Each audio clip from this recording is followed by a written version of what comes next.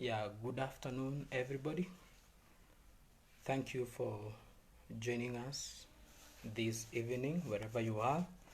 I hope you are keeping yourself safe and sanitizing. We thank the Lord for giving us the grace to be alive up to this time, and we worship Him because He is the sovereign being. Now, my names are Nyabuto Justine, and I'm here to share with you a few tips that I underwent during my campus life.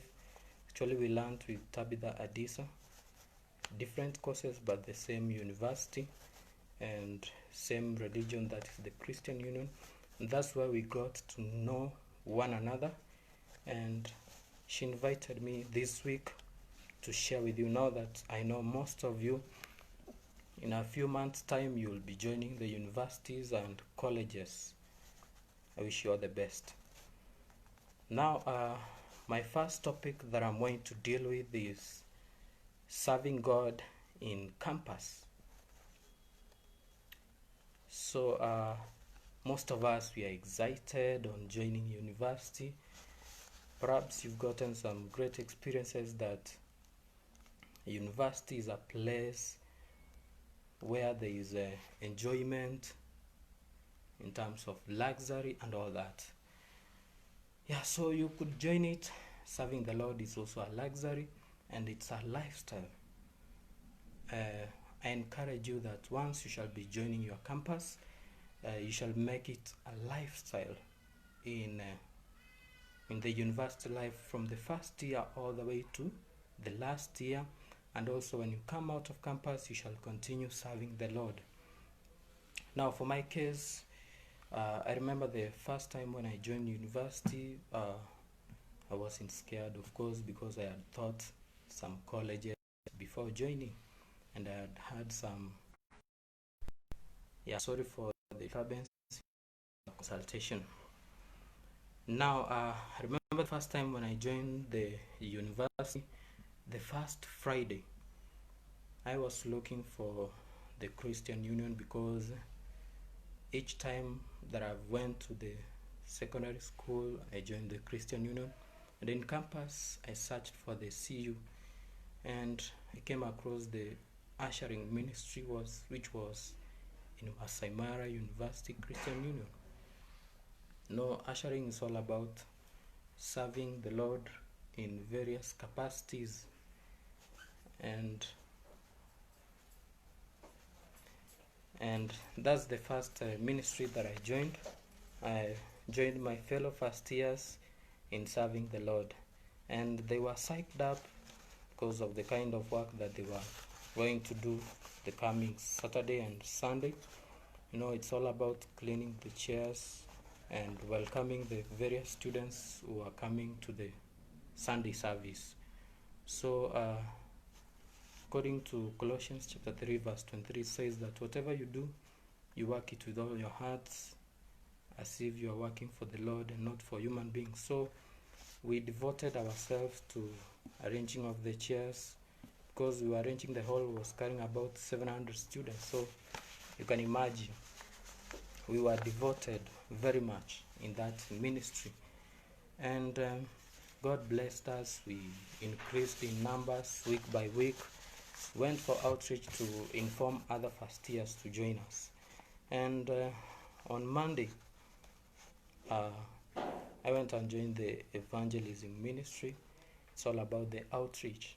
So for those who have the passion in serving the Lord through outreach, preaching the word of God to other members, that is fishing members into God's kingdom, that is the ministry that you're going to join. And I joined it. There was a man by Odong who was speaking in tongues. The meeting was supposed to be 1 hour, but we found ourselves getting at 12 midnight, and we started at 10, just because we started praying and the presence of God was coming in, and we continued praying until it's going to get to midnight. So that's a good ministry. And I remember in the second semester we had an outreach That's a mission at GCI in Kiambu. The first time I was told to go door to door, I had not have some experience, and that's the time that I got to interact with members. I learned on how to approach various people, how to interact with them and teach them about the Word of God. So the evangelism, that is the outreach ministry, it is a better ministry if you have the passion to preach the Word of God.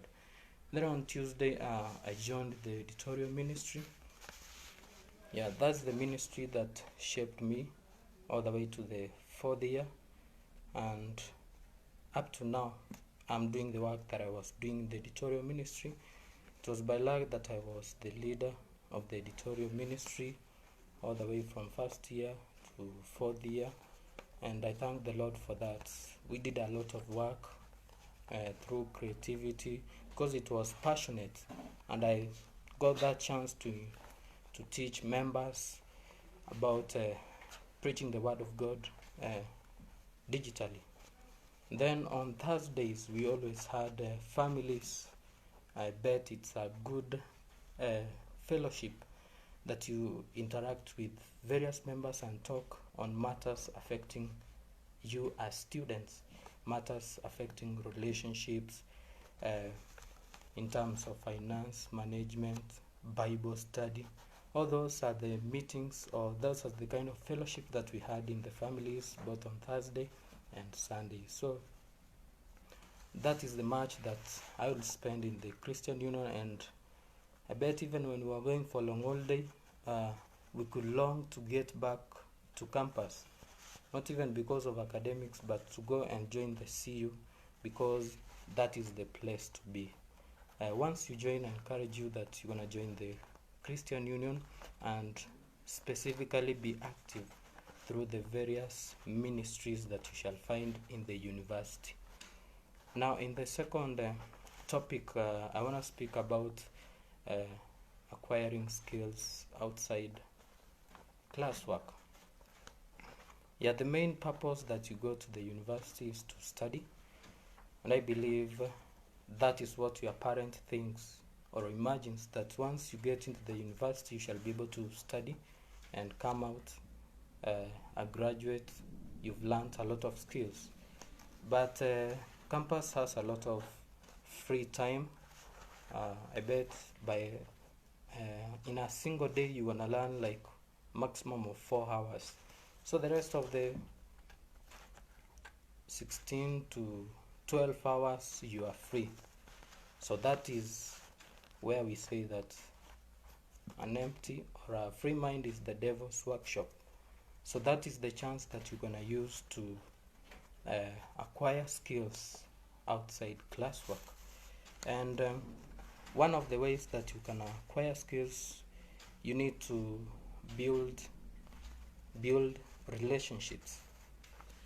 Yeah, when I talk of relationship, I know most of you think of boyfriend and girlfriend relationship. That's the first one that comes into your mind, but I'm talking beyond there. And one of the things that I want to talk about building relationship is all about having collaboration skills.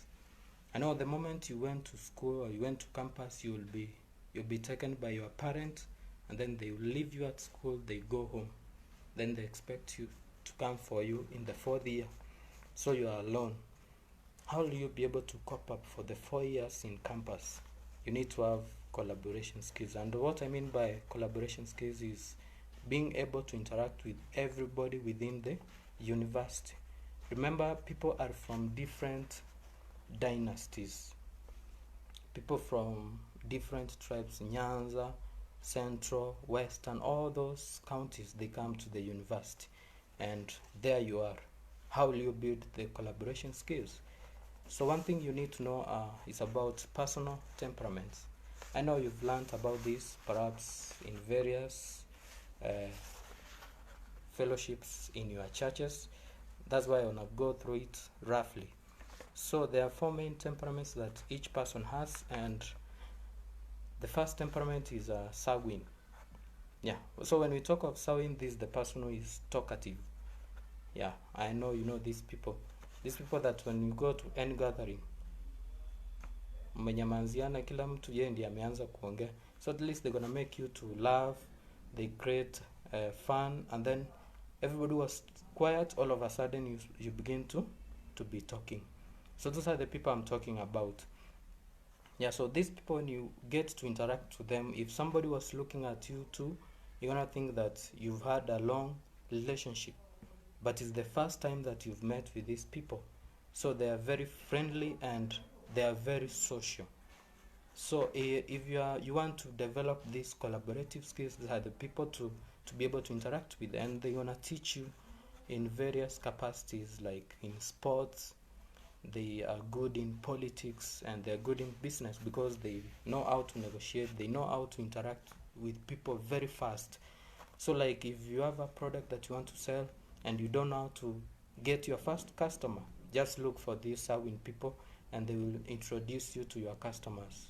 Work with them, and then within the next second or third day, you shall be able to know how to interact with people. Yeah, the second temperament is phlegmatic. Yeah, so these phlegmatic, they're the opposite of sanguine. They always very quiet and they watch.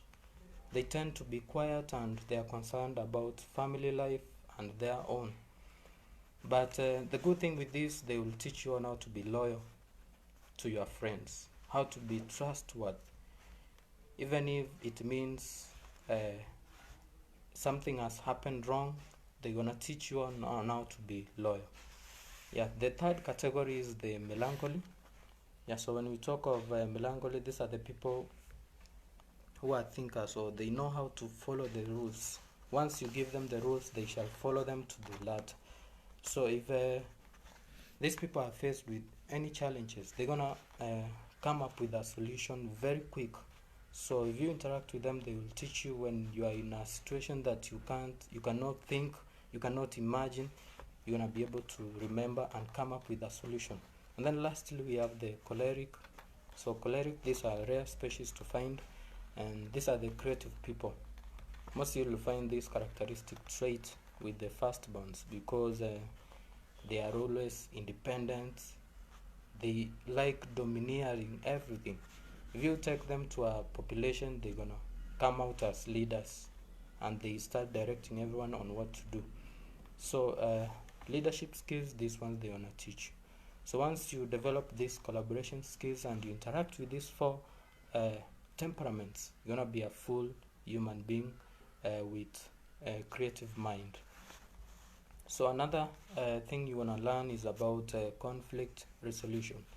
I know as you shall be interacting with the various people, you will have conflicts, and this is now where campus teaches you how are you able to solve these conflicts between your classmates, your roommates. Remember, there is this thing they call in university kupiwa exile. So that thing ni ile unafukuzwa, sasa uwezi lala kwa domu yako, and then for a night unakuja kesho yake. So hii kitu inaleta conflict among the roommates. But if you are Christian and you know how to interact with this kind of people, you will teach them and enable to resolve that conflict. And it also teaches you on how to be self-manage, to manage yourself in terms of time management, because here there is no bell. I bet from primary to secondary you've been having the bell, but now this place there is no bell. It is yourself to time yourself, how you do your activities, you plan your day, you plan everything. So the second thing you need to have is about financial literacy. I believe you learned something the other day from Ochola about financial management, so I will not go through it. So she thought about saving and investing and budgeting. So if you have forgotten, you can go back to the clips that are on this timeline and you get some knowledge. So another thing that you will learn in your campus life is about basic home skills. Yeah, so every weekend, mostly in campuses, in the Christian Union, we have these outreaches like for families and various ministries. These fellowships, you go and interact with people, have cooking. I know most ladies, there are those who don't know how to cook various meals. This is the place that you want to learn how to cook. As you are cooking together, you want to teach one another how to cook chapatis and all those meals that they are sweet to take. And it will teach you on how to do maintenance and upkeep. Another thing that you shall learn in campus life is all about social skills. If I ask you today from morning to evening, I don't think that you've been quiet all through.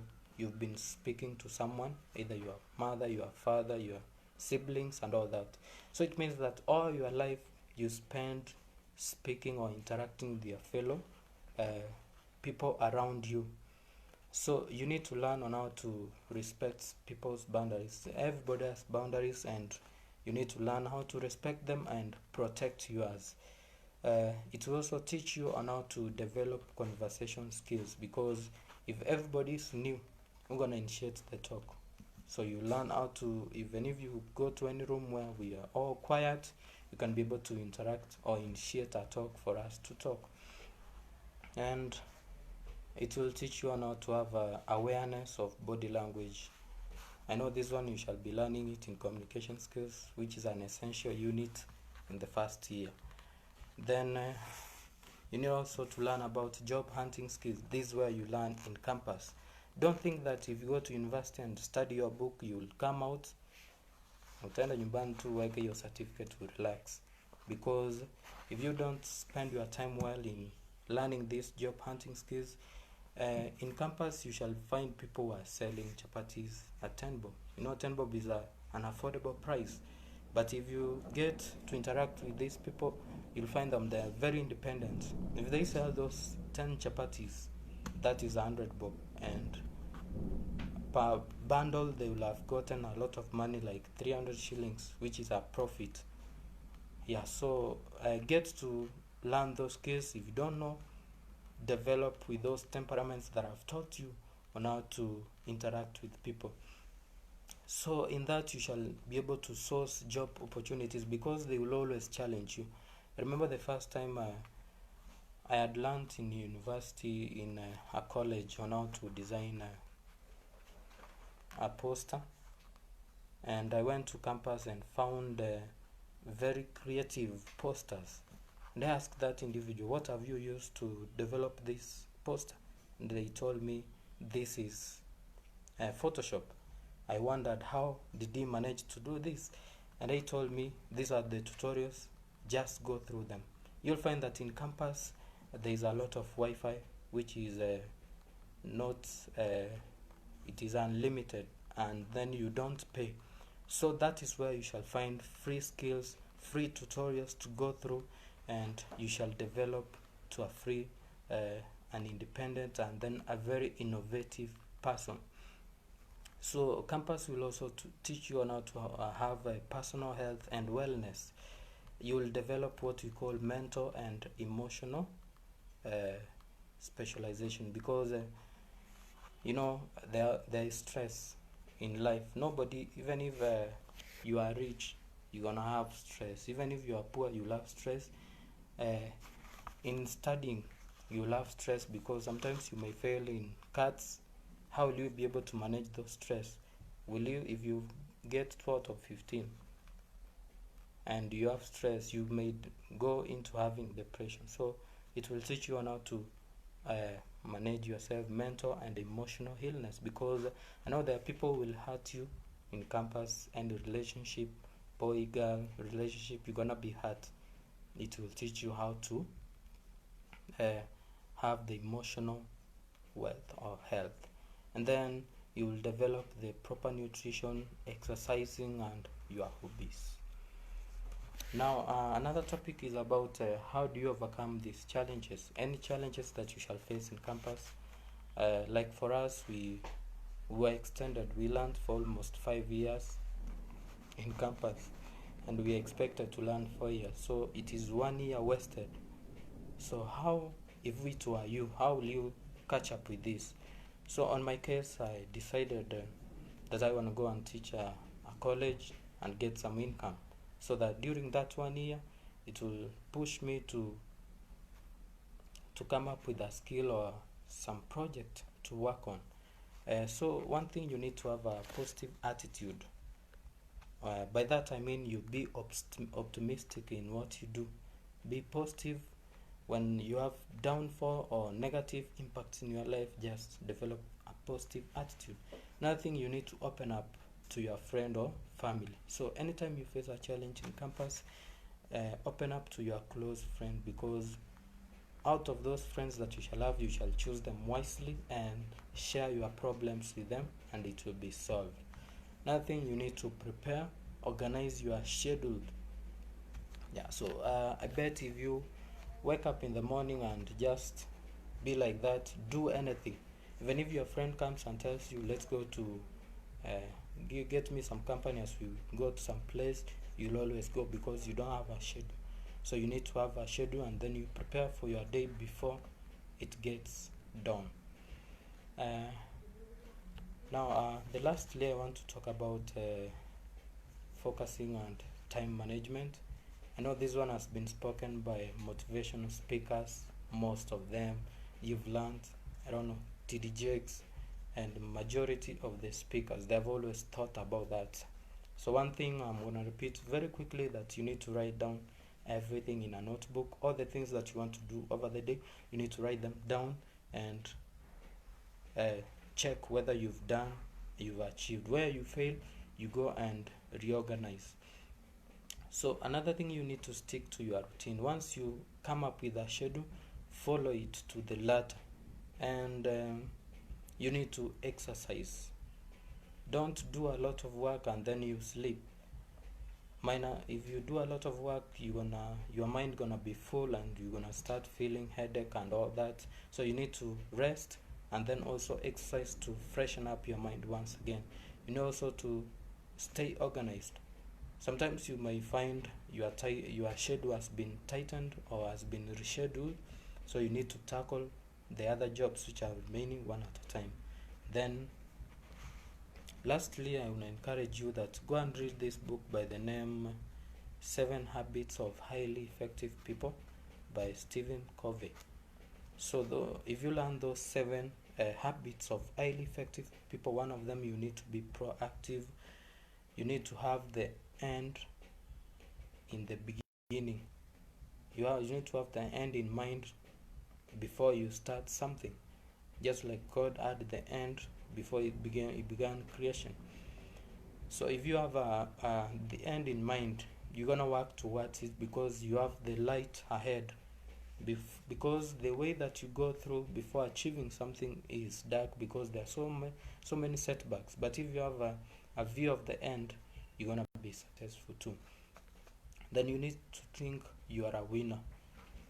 Don't begin something, you get one setback, and then you are upset, and then you say, I'm always a loser, and that's how you will be a loser. Lastly, you need to seek to be understood. The way you interact with people, make them understand you and also understand them. So once you understand one another, then you're going to move to one specific point. Then you need to synergize and sharpen daily. One of the lessons that TD Jakes was teaching us, that you need to learn daily.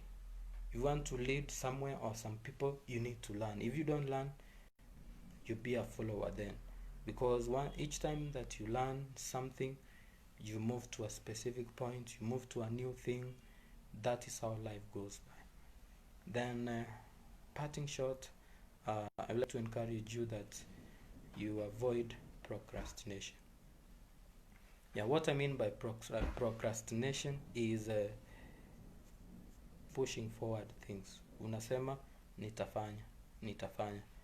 So kama ni kusoma, unasema nitasoma kesho.